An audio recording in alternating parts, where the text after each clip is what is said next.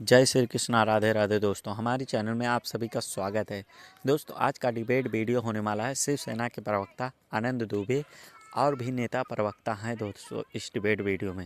दोस्तों, इस debate video में कुछ ऐसा होने वाला है। शिवसेना के प्रवक्ता आनंद दुबे ने कांग्रेस पार्टी के बारे में और समाजवादी पार्टी के बारे में कुछ ऐसा बात किया है कि आप इस डिबेट वीडियो में बने रहोगे तो आपकी हंसी नहीं रुकने वाली है, जो उनके विरोध में खड़े हो गए और बीजेपी के पक्ष में।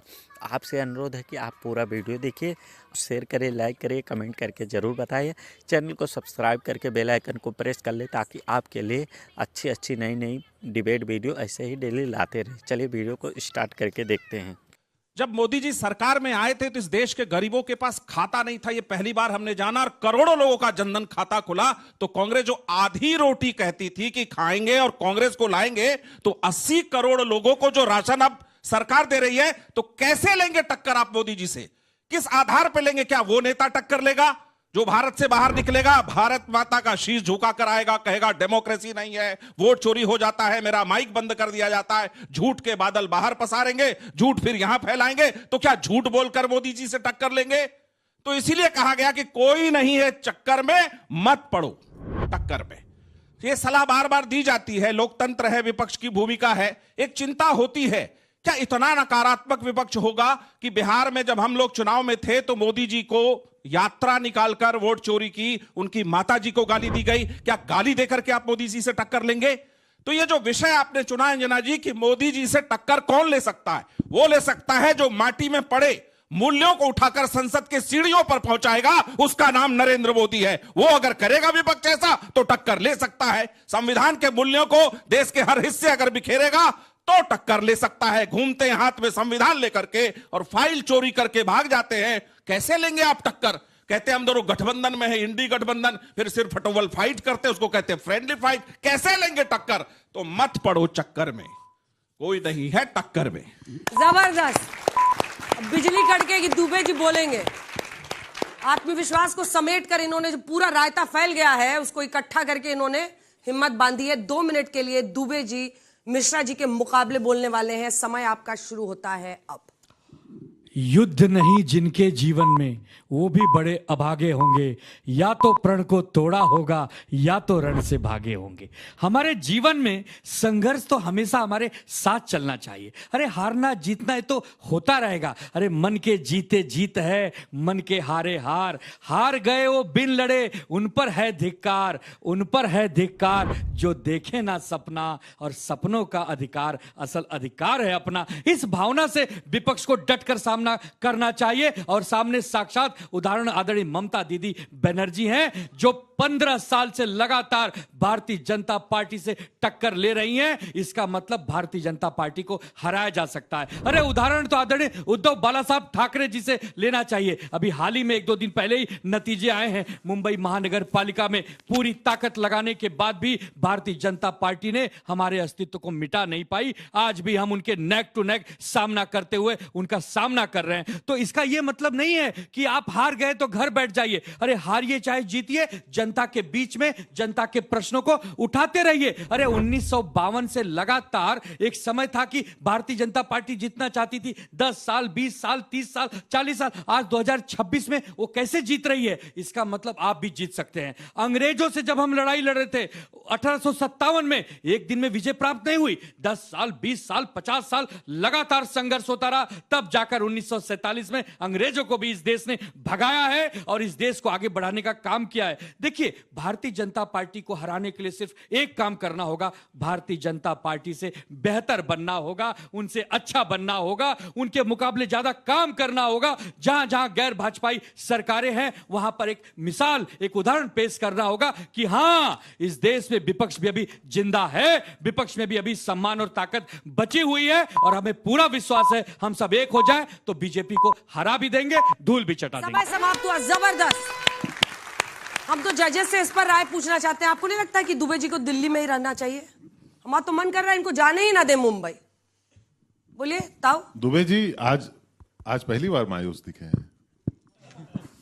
नहीं होती क्या है। गम है जिसको छिपा रहे हो? नहीं होती है। हार पहले भी हुई है। नहीं, क्या है कि मुंबई से एक दिल का नाता रहा है और 30 साल से मुंबई जीत रहे थे, पहली बार मुंबई हारे हैं, तो है दुख, लेकिन कोई बात नहीं, फिर अटल जी को याद कर देते हैं, क्या हार में क्या जीत में किंचित नहीं भयभीत।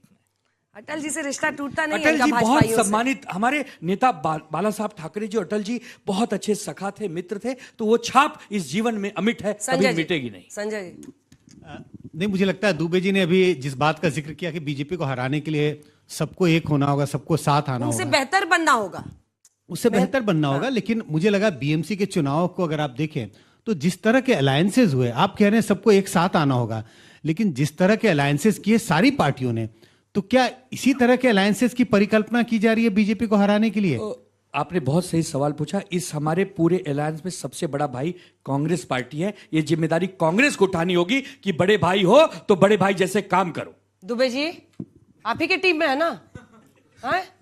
तो क्यों उल्टा ही उधर ये कर रहे हैं, सेल्फ गोल कर रहे हैं रशीद जी? देखिए, थोड़ा आत्मचिंतन का अभाव नजर आया, क्योंकि एक बात जो है वो ये कि दोनों ठाकरे बंधु क्यों मिले, और उस तरह की जो बात जो की गई फिर से मराठी अस्मिता की और जो बड़बोलेपन दिए गए, मुझे लगता है उससे उद्धव ठाकरे को नुकसान हुआ।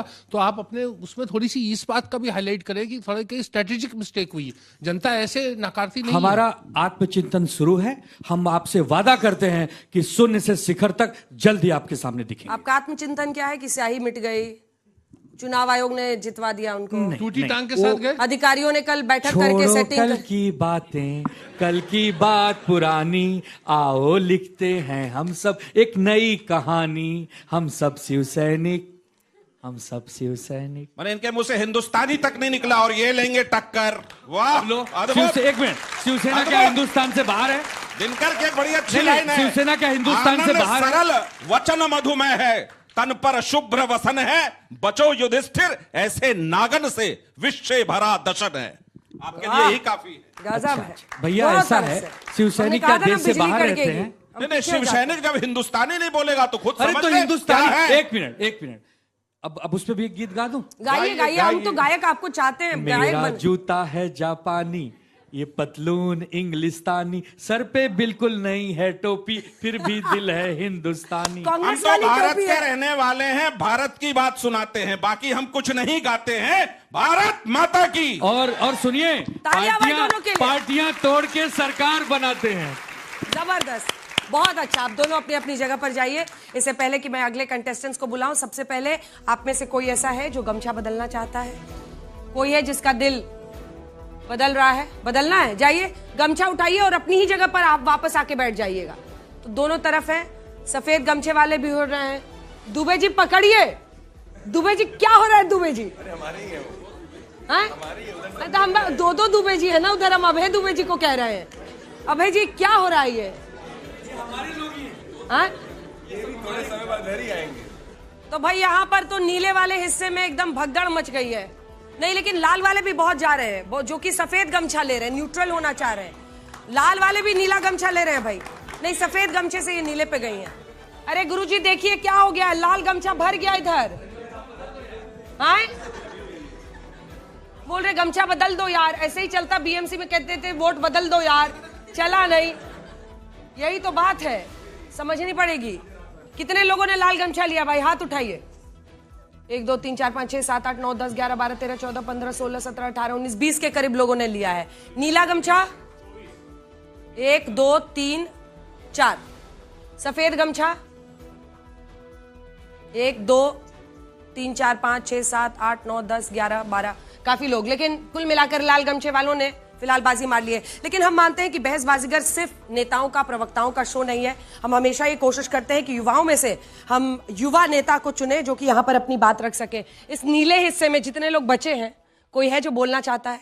आप बोलेंगे? लीजिए इसको, टोपी को संभालिए और यहीं पर रुकिएगा। इधर से कौन बोलेगा? आप बोलेंगे? आइए, ये टोपी लीजिए और मेरे साथ आ जाइए, पीछे पीछे आइए। टोपी को अपने सिर पे सजा लीजिए, एकदम नेता वाले भाव में आ जाइए। और आप लोगों को 45 सेकंड का मौका मिलेगा जिसमें आपको इस विषय पर बोलना है। पूरा देश आज आपको सुनेगा, आप इस विषय पर अपनी राय रख सकते हैं। नाम क्या है आपका? माइक उठाइए। राज द्विवेदी। क्या कर रहे हैं आप? जर्नलिज्म। जर्नलिज्म के छात्र हैं। और आप? कुबेर महाजन। हाँ। I am an advocate and author. क्या बात है, advocate, you are a practising lawyer. युवा है ना, वैसे नेताओं का तो क्या, भी नितिन नवीन जी बन रहे हैं, उनको युवा ही अध्यक्ष बोला जा रहा है। इस विषय पर बोलने का आपका 45 सेकंड का समय शुरू होता है अब। क्या पार्लियामेंट से लेके पंचायत नरेंद्र मोदी का जलवा है या नहीं, इसकी चर्चा क्यों नहीं होनी चाहिए? पहले मैं ये बताता हूँ, महोपनिषद का श्लोक है, अयम निजः परिवेति वर्णा लघुचेत श्याम उदार चरिता नाम तू वसुधैव कुटुंबकम। और जो वसुधैव कुटुंबकम की ही नीति को, अपने राष्ट्र हित की नीति को नहीं अपनाना चाहते, वो देश को क्या अपनाएंगे? सबसे पहली बात, जब चुनाव को हार जाते हैं तो ईवीएम हैक है, पहले चौकीदार चोर है, फिर वोट चोर है, फिर सीबीआई चोर है, ईडी चोर है, लगातार चोरी चोरी का ही वही इल्जाम आता जा रहा है। हमने वाले कारनामों को देख के दहल। तो फ्रेंड, हम उम्मीद करते हैं आपको ये डिबेट वीडियो पसंद आया होगा। तो पसंद आ गया हो तो चैनल को सब्सक्राइब करके लाइक कर दें। और जो हर डिबेट में आके कांग्रेस पार्टी को धो जाते हैं आनंद दुबे, तो आपको वीडियो कैसा लगा कमेंट करके बताइए। चैनल को सब्सक्राइब, लाइक, कमेंट, शेयर जरूर करें। जय श्री राम, जय हिंद, जय भारत।